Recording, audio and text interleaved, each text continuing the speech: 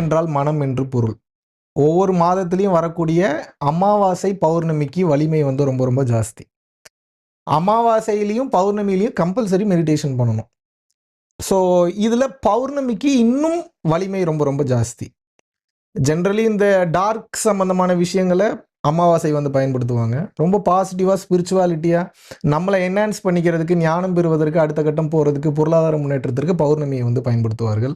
So இப்போது நம்ம பிராமணர்கள்லாம் வந்து பார்த்திங்கன்னா சந்தியாவதனம்னு சொல்லிட்டு பண்ணுவாங்க. ஈவினிங் டைம் வந்து பார்த்திங்கன்னா அந்த சந்திரன் வந்ததுக்கப்புறம் போய் அவங்க கம்பல்சரி அது அவங்களுடைய அந்த கல்வியிலேயே இருக்குது. அந்த அந்த சாஸ்திர சம்பிரதாயங்கள் அதை பண்ணணும்.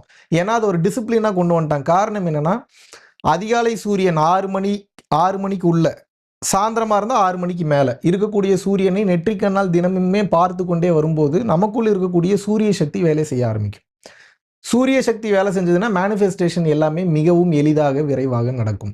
இதுவே வந்து பார்த்தீங்கன்னா நம்ம சந்திரனை நம்ம நைட் நேரத்தில் நம்ம பார்த்து கொண்டே வரும்போது, பகல்லி சந்திரன் இருக்கு உங்கள் கண்ணுக்கு தெரியல, நைட்டில் வலிமை வந்து அதுக்கு ரொம்ப ரொம்ப ஜாஸ்தி. அதை அப்படி பார்த்து கொண்டே வரும்போது நமக்குள்ள இருக்கக்கூடிய மனதில் இருக்கக்கூடிய மொத்த ரகசியங்களும் புரிய வரும். நம்ம மனம்னா என்ன, அது எல்லாமே தானாக நடக்கும். அதுக்கு நீ ஒன்றும் பண்ண வேணாம். நீ மெடிடேஷன் பண்ணீங்கன்னா போதும், தானாக நடக்கும். அது ஒரு குருவினுடைய வழிகாட்டுதலுடன் அவருடைய உபதேசத்து முன்னாடி விர்ச்சுவலியாக இருந்தாலும் சரி, இன் பர்சனாக இருந்தாலும் சரி, விர்ச்சுவலி 200% வந்து எனர்ஜி பாஸ் ஆகத்தான் செய்யும். யாராக இருந்தாலும் அந்த வைப்பை வந்து ஃபீல் பண்ண முடியும். ஸோ அந்த வகையில் தொடர்ச்சியாக, இல்லை நீங்கள் என்கிட்ட வரலனாலும் பரவாயில்ல, சும்மாவாது உட்காருங்க அந்த பௌர்ணமி டைமில். அது என்ன பண்ணணும் சார்? இப்போ சும்மா உட்காரணும் அப்படின்னு சொல்லிட்டு சும்மா உட்காந்து உங்கள் மூச்சை கவனிங்க, அவ்வளோதான், வேற ஒன்றும் பண்ணாலும். உங்கள் மூச்சு தானாக போயிட்டு வருது. இப்போது இந்த பேட்டி ஆரம்பித்ததுலேருந்து இப்போது முடிக்கிற வரைக்கும், இப்போ முடிக்கிற வரைக்கும் நீங்கள் எத்தனை டைம் மூச்சு விட்டீங்கன்னு உங்களுக்கு தெரியுமா?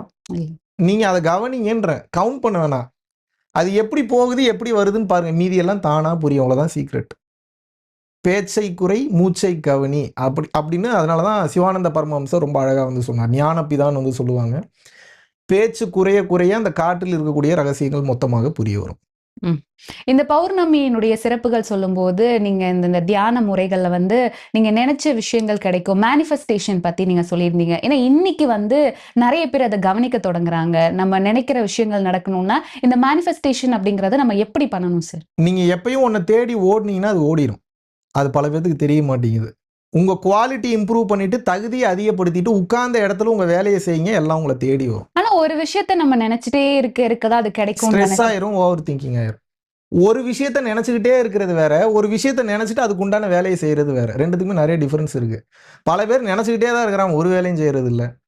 இப்போ கடவுள்கிட்ட வந்து ஒருத்தன் வந்து வரம் கேட்க போனானா, எனக்கு வந்து லாட்ரி சீட்டில் 1 கோடி ரூபா பணம் விழுகும்னு சொல்லிட்டு, சரி ஓகே அப்படின்னு சொல்லிட்டு கடவுளை வந்து வரம் கொடுத்துட்டாரு. இவனும் வந்து பார்த்துருக்கான், விழுகவே இல்லை 1 கோடி ரூபா. என்னடான்னு சொல்லி மறுபடியும் கடவுள்கிட்ட போய் கேட்குறானா, கடவுளே நியாயமாக உன்ட்ட 1 கோடி ரூபா நான் வரம் கேட்டேன், நீ லாட்ரி சீட்டில் விழுந்துருன்னு விழுகலை. ஏன்டா எல்லாம் சரிதான், அதுக்கு நீ லாட்ரி சீட் வாங்கணும்டா அப்படின்னாரான். இதுல என்ன புரியுது உங்களுக்கு? நம்மளுடைய உழைப்பு இருக்கணும். இறைவன் அருள் ரீதியாக அருள் கொடுத்தா கூட அது ஐடியாவா வரும்போது அது வேணுமா வேணாமான்னு மெட்டீரியலைஸ் பண்ணக்கூடிய வேலையை இந்த உடலால நீங்க செய்யணும். பல பேருக்கு ஆசை மட்டும்தான் இருக்கு, தகுதி இல்லை. பல பேருக்கு ஆசை இருக்கு, தகுதியை வளர்த்துக்காம அந்த தன்மைக்கு போகணும்னு ஆசைப்படுறாங்க. சில பேருக்கு தகுதி இருக்கு, அதுக்கு உண்டான உழைப்பு இல்லை.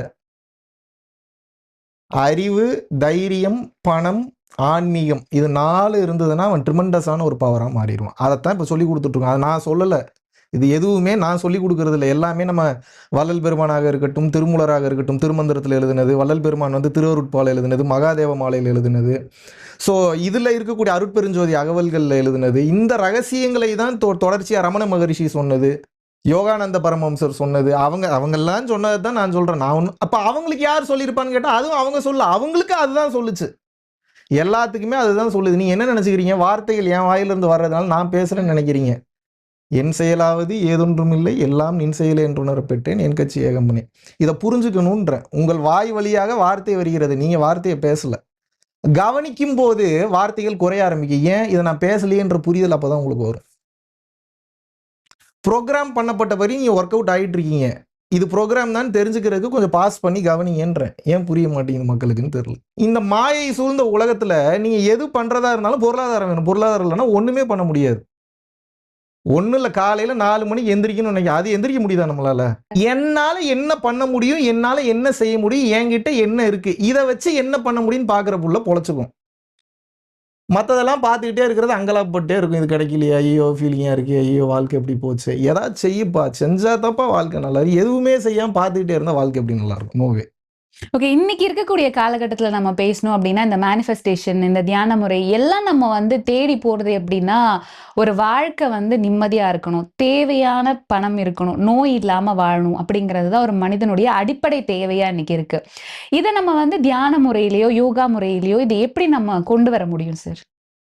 ரொம்ப எளிமைங்க. முதல்ல நீங்க என்ன பண்றீங்கன்றத நீங்க தேவையில்லாத வேலை நிறைய பண்ணிட்டு இருக்கீங்க உங்களோட ஆக்டிவிட்டீஸ்ல. இந்த தேவையில்லாதன்னு எத சார் சொல்றீங்க? அது நீங்க தான் கவனிக்கணும். உங்களுக்கு எது தேவை, எது தேவையில்லைன்றத நீங்க கவனிக்க ஆரம்பிச்சீங்கன்னா தான் புரியும். அந்த தேவை இருக்கிறது, தேவையில்லாதது இல்ல. அங்க தேவை இருக்கிறதுன்னு ஒண்ணு இல்ல, தேவையில்லாததுன்னு ஒண்ணு இல்ல. நான் அததான் சொல்ல வரேன். உங்களுக்கு அது புரியாது. இப்ப நான் என்ன சொன்னாலும் புரியாது.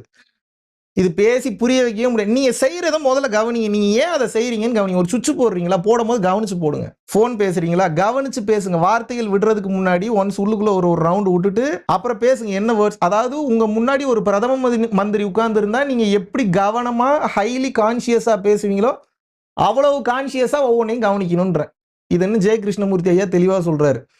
உன்னையும் ஒரு பாம்பையும் ஒரு தனி அறையில் விட்டு பூட்டி வைக்கும் போது அப்போ உங்களுடைய கவனம் விழிப்புணர்வு நிலை எந்த லெவல்ல இருக்கும்? அப்போ அந்த கான்சியஸ் லெவல் உன்னோட வாழ்க்கையில ஒவ்வொரு இடத்துலயும் இருக்கணும்ன்ற. அது வந்ததுனா தான் புரியும். இங்க நடக்கிற கூத்தே புரியாது, வரைக்கும் புரியாது. இதை பேசிலாம் புரிய வைக்க முடியாது. ஏன்னா இது ஏன் இப்படி நடக்குது, எனக்கு ஏன் இப்படி நடக்குது, அப்ப எதுதான் உண்மைன்றதை தெரிஞ்சுக்கிறதுக்கு ஒவ்வொருத்தரும் முயற்சிப்போம். இதற்கான பயிற்சிகள் நம்ம பண்ணும்போது இதை எளிதா புரிஞ்சுக்கலாமா சார்? பயிற்சிகள் பண்ணும்போது சூப்பர் நேச்சுரல் எபிலிட்டிஸ் வரும்.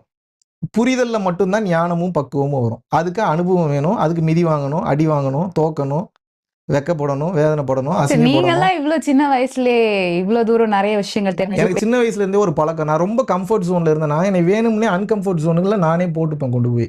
நீங்க எல்லாம் எந்த பிரச்சனை வந்தாலும் வேணாம் வேணாம் வேணாம் வேணான்னு ஓடுறீங்க. நான் கமான் கமான் கமான் கமான் எல்லா பிரச்சனையும் நானே அதாவது பின்னாடி நடக்க போறதை முன்னாடி இழுத்து விட்டுட்டு அதுல கிடைக்கக்கூடிய அனுபவத்துல ஒரே அடினால் நல்ல அடி வாங்கி நல்ல புத்தி வந்துட்டு அப்புறம் பயணம் பண்ணி போறது.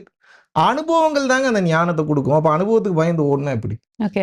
இந்த மேனிஃபெஸ்டேஷன் டெக்னிக்ஸ் பத்தி நம்ம பேசும்போது ஒரு விஷயத்த நினைச்சா மட்டும் பத்தாது, அதுக்கான வேலைகளை நம்ம செய்யணும், உழைப்பை கொடுக்கணும் அப்படின்னு நீங்க சொல்லியிருந்தீங்க. இதை ப்ராசஸா நம்ம எப்படி சார் பண்றது?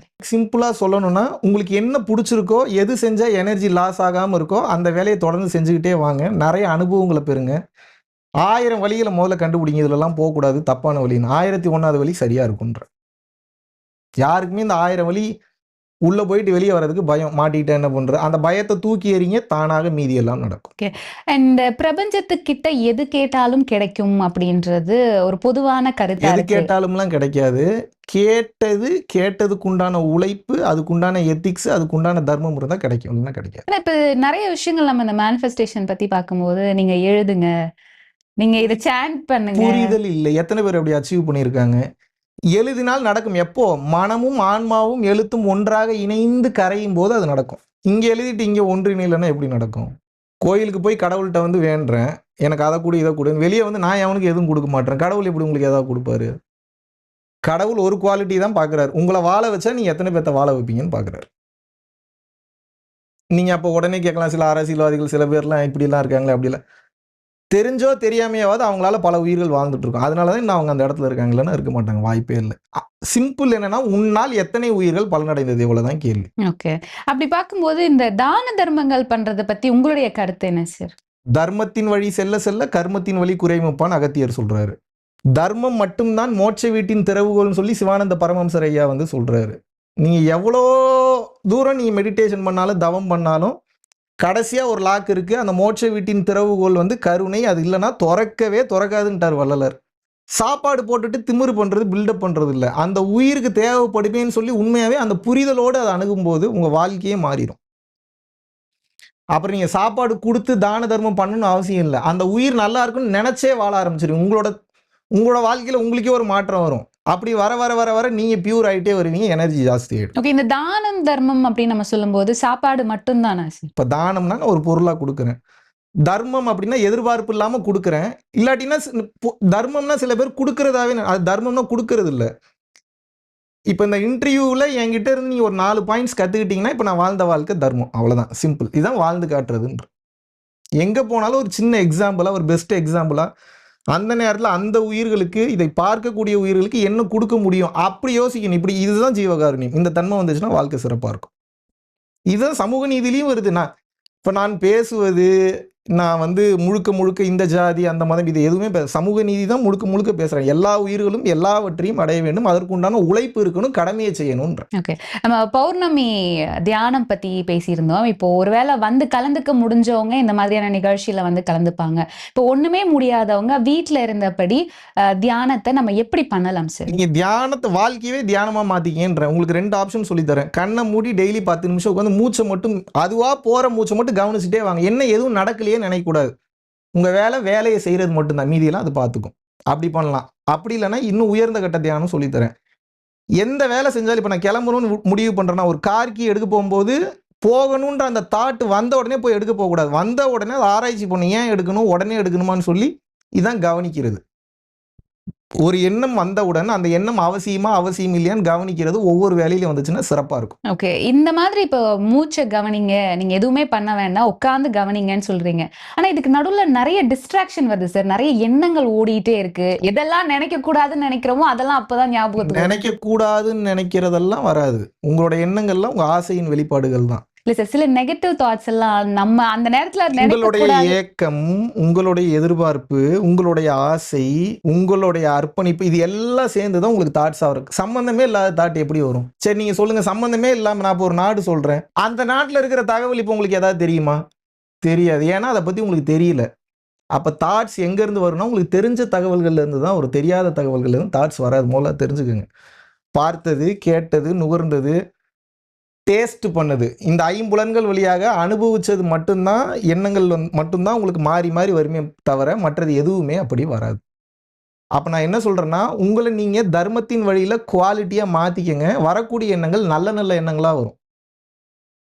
ஒரு கட்டம் இப்ப நீங்க எண்ணத்தை நிறுத்தணும்னு நினைக்கக்கூடாது. எண்ணத்தை சீர்படுத்தணும்னு நினைங்க. அதுக்கப்புறம் எண்ணம் தானாக குறைந்து விடும். முதல்ல உங்களுக்கு என்ன வேணும்னு முதல்ல நீங்க தெரிஞ்சுக்கங்க. இவ்வளவுதாங்க. நான் ஏன் இதெல்லாம் பண்றேன்ற கேள்விக்கு மட்டும் பதில் கண்டுபிடிங்க. மீதி எல்லாம் புரிஞ்சிரும் உங்களுக்கு. நான் ஏன் இதை பண்றேன் இந்த கேள்விக்கு மட்டும் பதில் கண்டுபிடிங்க. Why am I doing this? நான் ஏன் இதை பண்றேன்? இத்தனை வருஷம் ஏன் இதை நான் பண்ணிட்டு இருக்கேன்? இந்த கேள்விக்கு மட்டும் பதில் கண்டுபிடிங்க. நிச்சயமா ஒரு நல்ல கேள்வி எழுப்பியிருக்கீங்க. பார்க்குற நேயர்களும் நிச்சயமா நீங்க சொன்ன விஷயங்கள் வந்து ட்ரை பண்ணி பார்க்கட்டும். நம்ம ஒரு செயலை செய்யும் போது அது எதற்காக அப்படின்ற ஒரு கேள்வி நம்ம எப்பவுமே எழுந்தது அப்படின்னா கவனிச்சோம்னா நம்ம வாழ்க்கையினுடைய ஒரு புரிதல் நமக்கு ஒரு புரிதல் இல்ல, எல்லா ரகசியமும் தெரிஞ்சிடும். எல்லா ரகசியமும் மொத்த ரகசியமும் அதுக்குள்ளதான் இருக்கு. நிச்சயமா. சோ நேயர்கள் நிச்சயமா ட்ரை பண்ணி பார்க்கட்டும். ரொம்ப நன்றி சார். ரொம்ப மகிழ்ச்சி, ரொம்ப சந்தோஷம்.